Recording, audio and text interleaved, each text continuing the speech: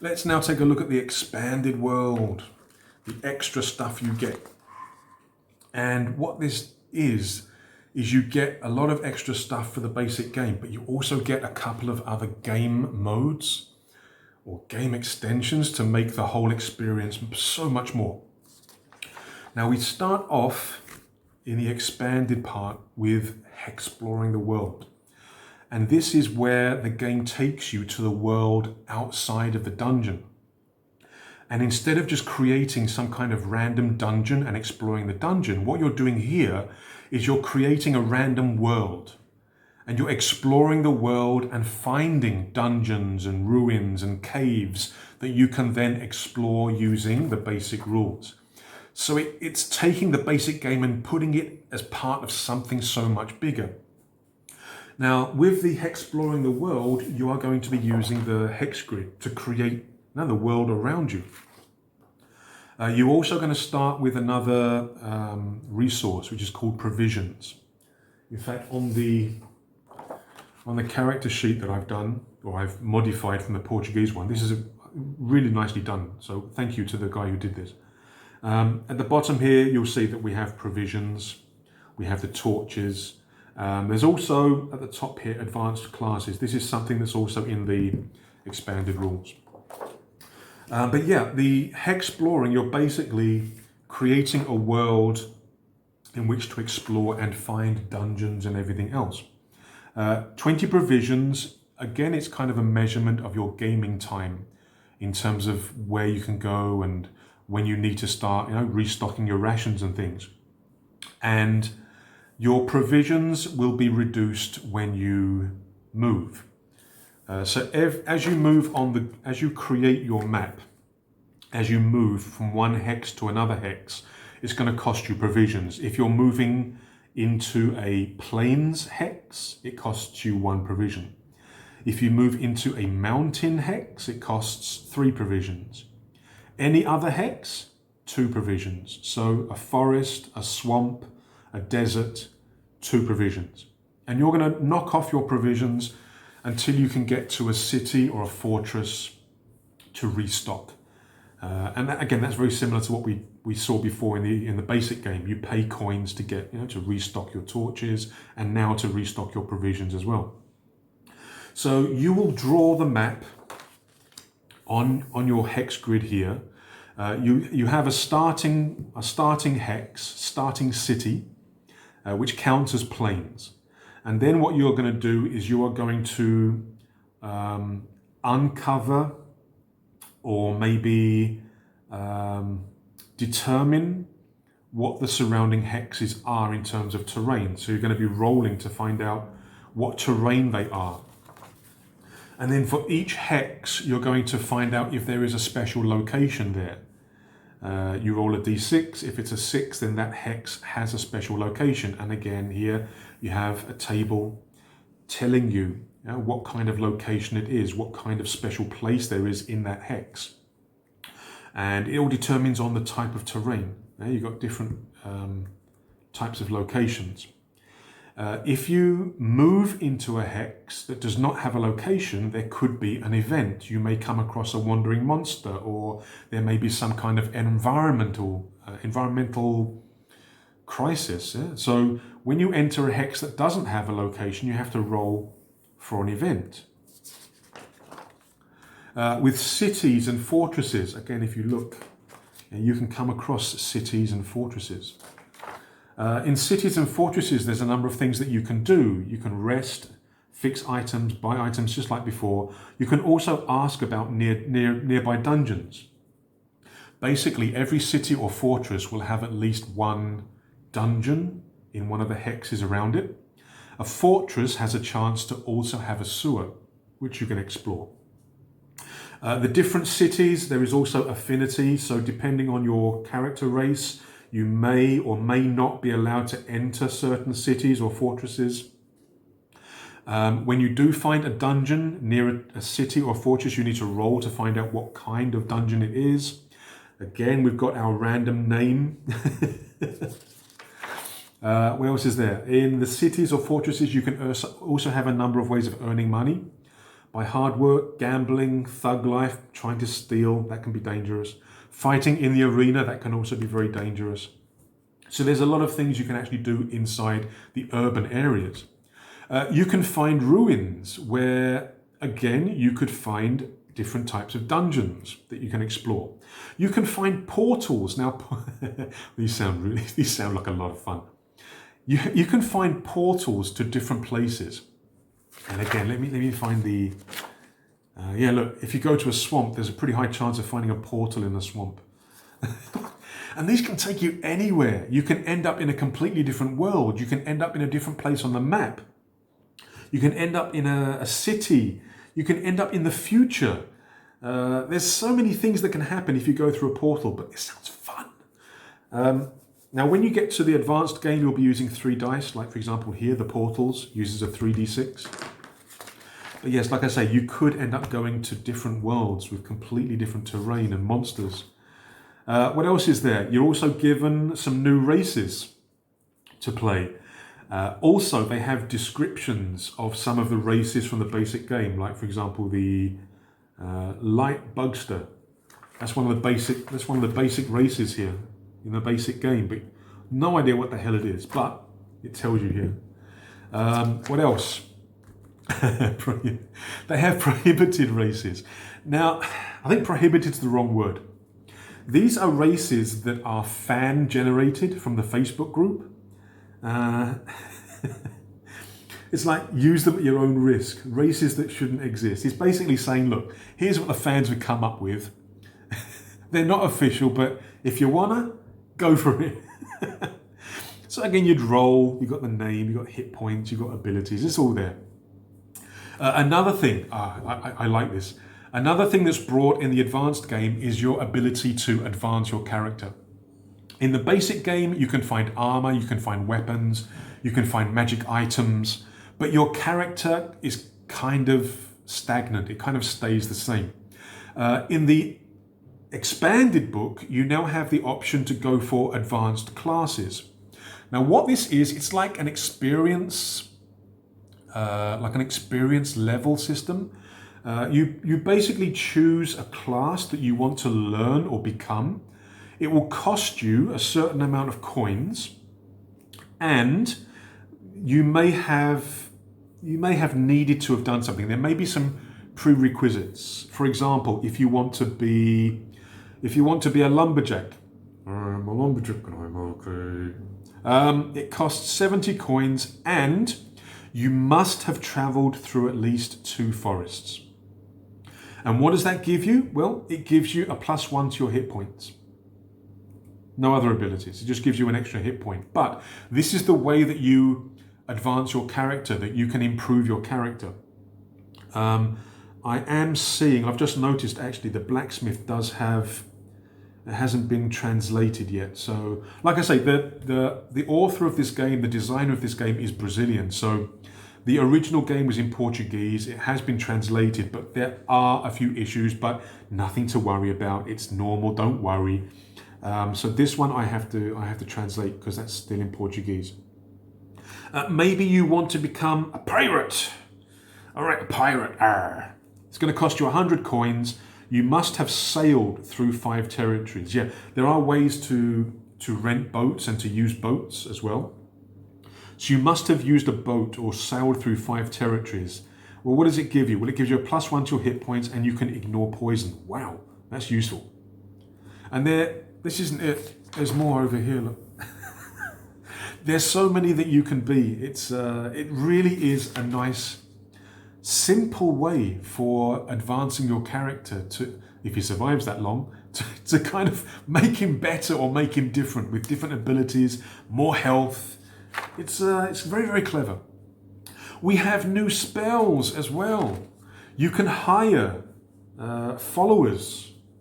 I don't know whether follow is the right word. You can hire people or creatures to come with you, to fight with you, to carry the light, the torch, to carry items. You can train animals to be your companions or to be your mounts. And then we've got I would say the third game type. If you've ever played a game of Civilization or Mighty Empires or something like that, where you are a lord, a king, an emperor of a domain, and you create alliances and you have enemies, declare war and you fight battles against neighboring empires. There's rules in this game for you to do that. I know it's not what I was expecting. Once you've advanced far enough, you can start actually making your own buildings, creating your empires as you grow and grow and grow and build more and more until you get fortresses and cities of your own. You can deal with politics, with other races and other territories. You can declare war on other territories, other fortresses. You can include them into your region if you beat them. You can sack the cities and earn money. This is all part of the game that you can do combined together with the simple beginnings of exploring dungeons.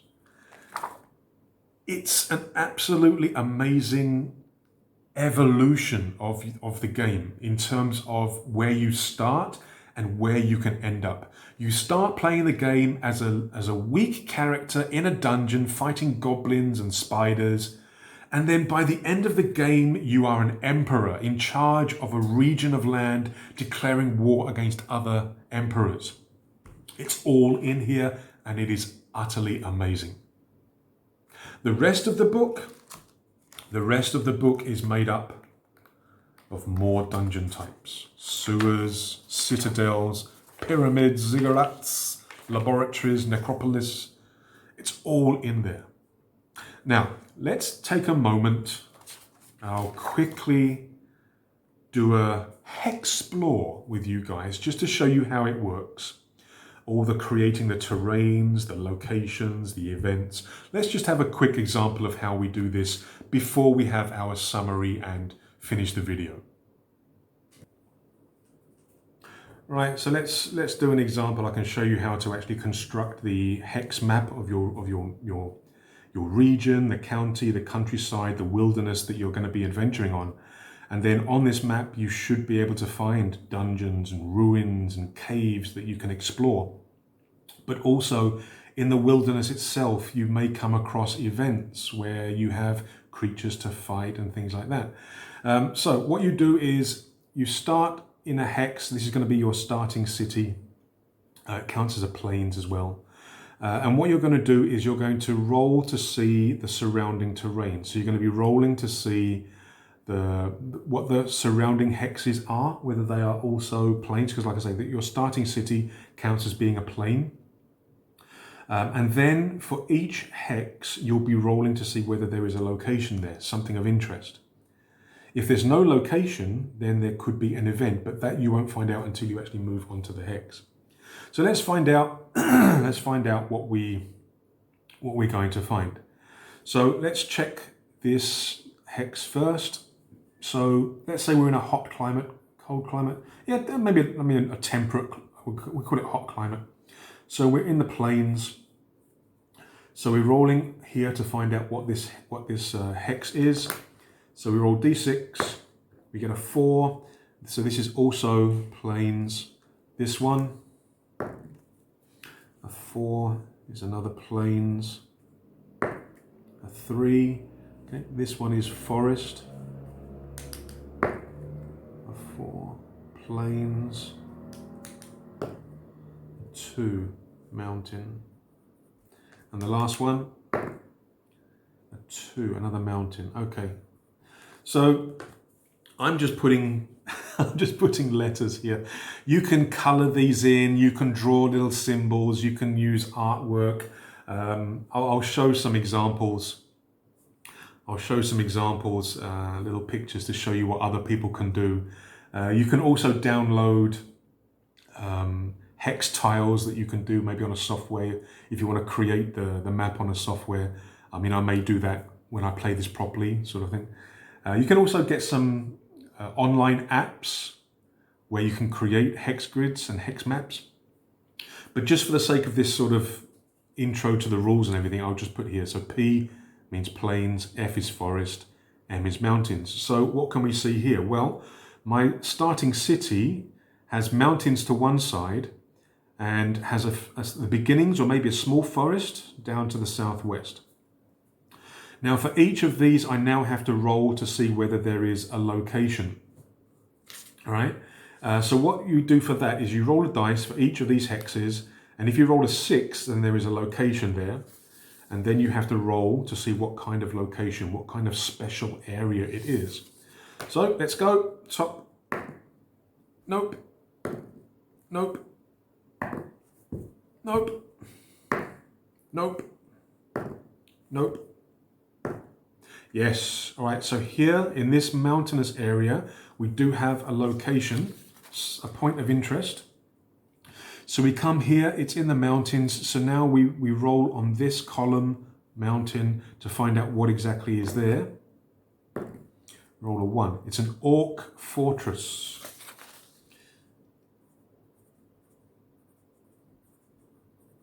Now, in the advanced rules, we have what we call affinity between races. Your starting city starts off as human. Yeah, it's a human city. We now find out that there's an orc fortress in this area here, in this neighboring hex. If you look here on this table, it says here city or fortress, the different types. Orc. If you're playing a human, you cannot go into that fortress. You cannot use that fortress or enter it because you're not allowed. For the human city, everything's okay except for orcs or ogres. So there's an orc fortress there, but I can't go in and use it. Yeah. So if I'm human, for example, if I'm halfling, slime man, dragonkin, goblin, orc or ogre, then I can actually go in there and treat it as a normal fortress in terms of resting, fixing armor, buying stuff, selling stuff, etc., etc. There's also the thing here, ask. You can ask where the nearest dungeon to town is. So like here in this starting city, I can actually ask and find out if there's a dungeon in one of these hexes. But apart from that, all of these don't have any sort of points of interest. However, if I start in that city there and I decide, okay, maybe I'm not going to do anything in this city because it's the starting city. I want to explore.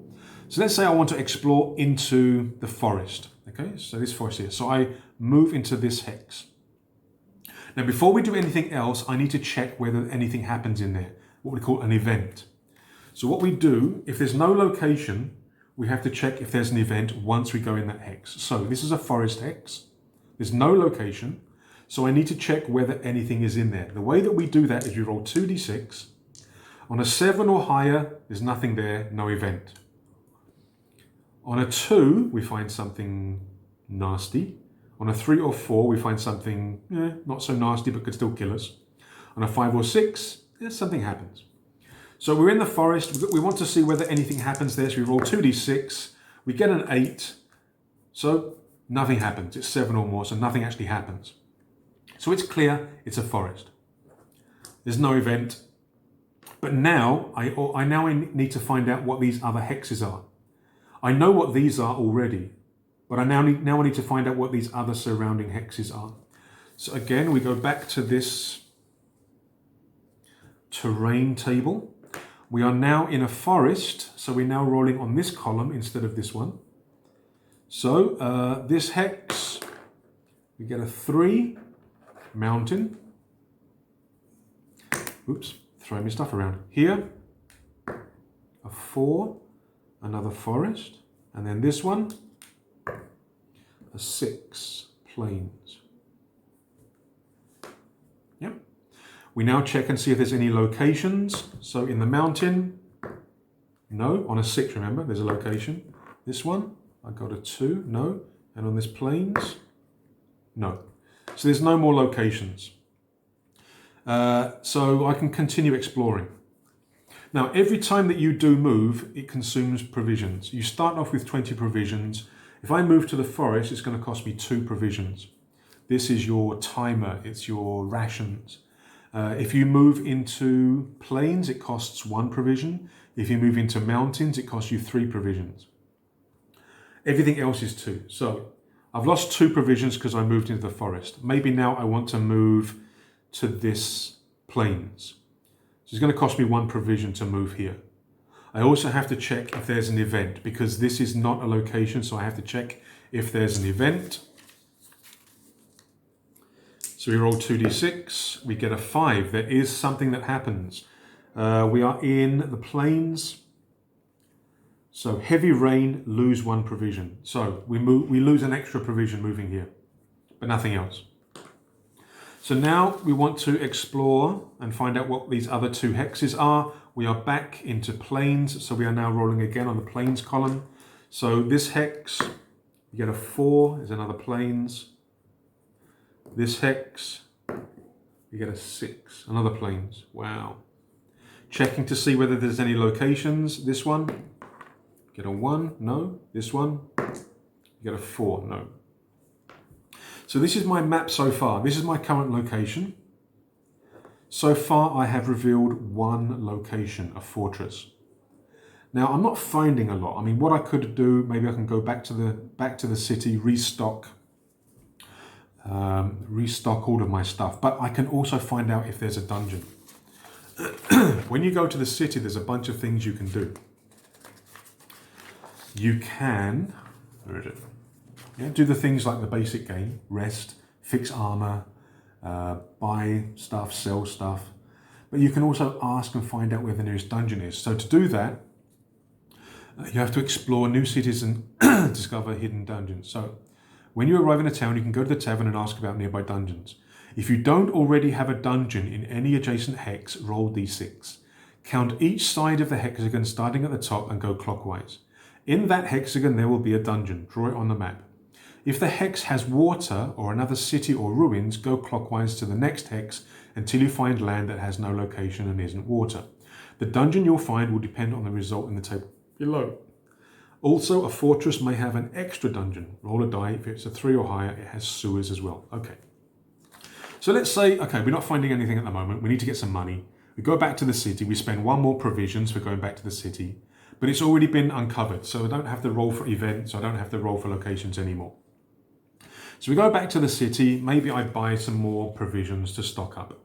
But I also want to find out if there's a dungeon. So what I need to do is roll a d6. And starting here, 1, 2, 3, 4, 5, 6. 4. 1, 2, 3, 4. Actually, in that plains here, there is a dungeon. Yeah, there is a dungeon in there. But I want to find out what kind of dungeon it is. So we roll on this table here to find out the dungeon terrain. So we're in plains, so I'm rolling on this column. What type of dungeon is it? I rolled a 3. It's a tomb. So here is actually a tomb that I can explore. And again, you can draw a little entrance to a tomb, a little cave entrance if you want to. And again, there's lots of hex tiles that you can download and design that you can actually create with you. So this is how you do the Hexploring part of NoteQuest. And again, it's really interesting. So again, what do I do now? Well, I can't go into the fortress if I'm playing a human. I think we rolled up a human earlier. So I could investigate the tomb here, or I could continue exploring, maybe finding ruins or other dungeons or other cities, or maybe even a portal to a different world. The world is there for you to explore.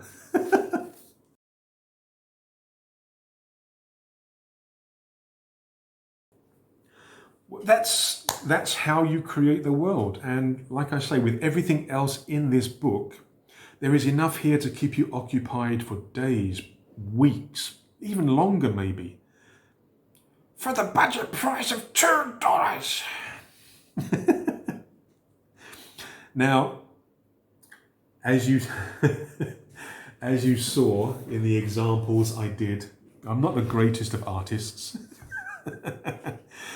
If you go to the Facebook page,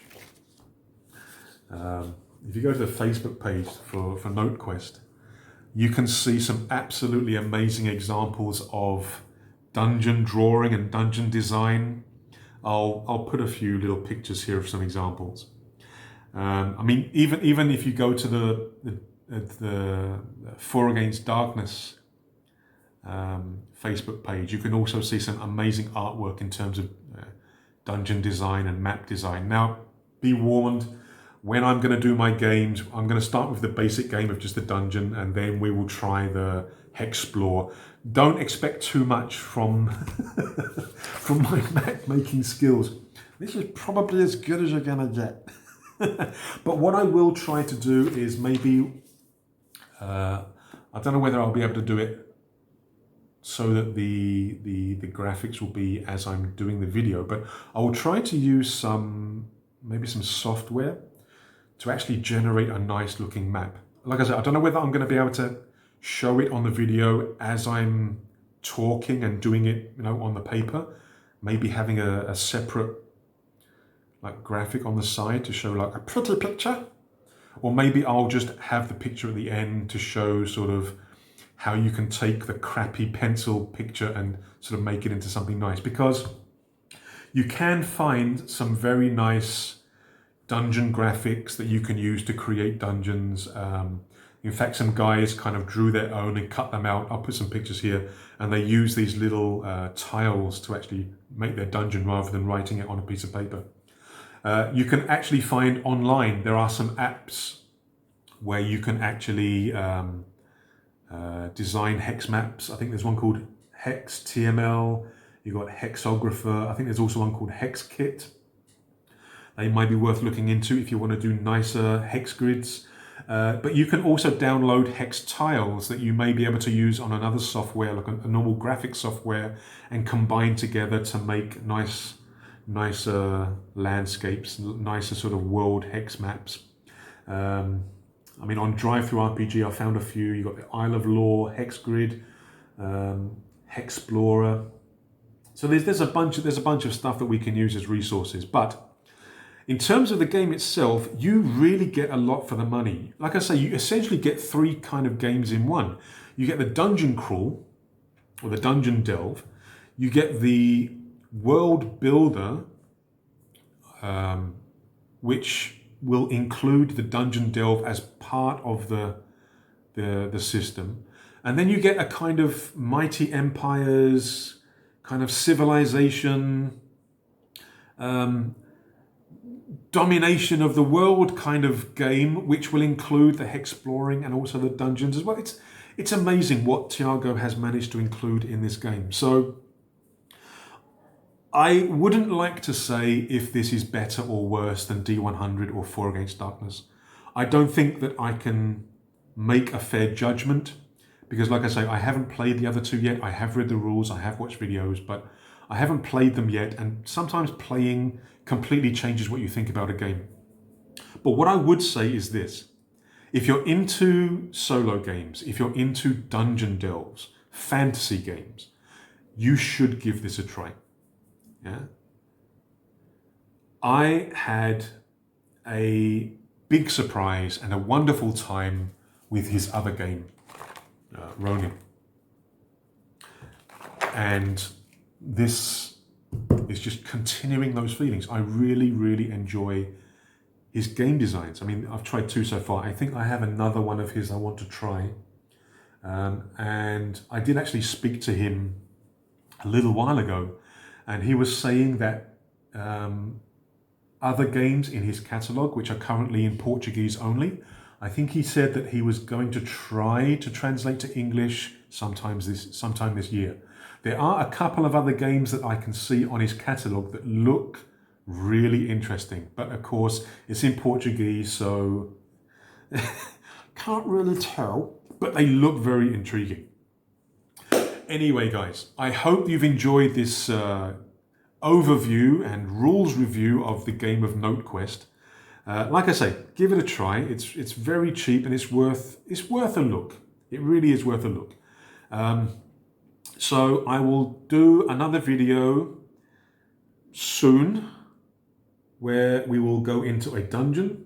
So I will roll up a random character and I will generate the random dungeon, and we'll go in and have fun together. And I think I will also do another video after that where we will explore the world and maybe find some other dungeons and God knows what else.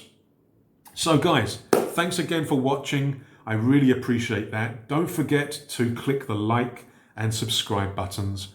And take care of yourselves. Stay safe, be good to each other. Cheers.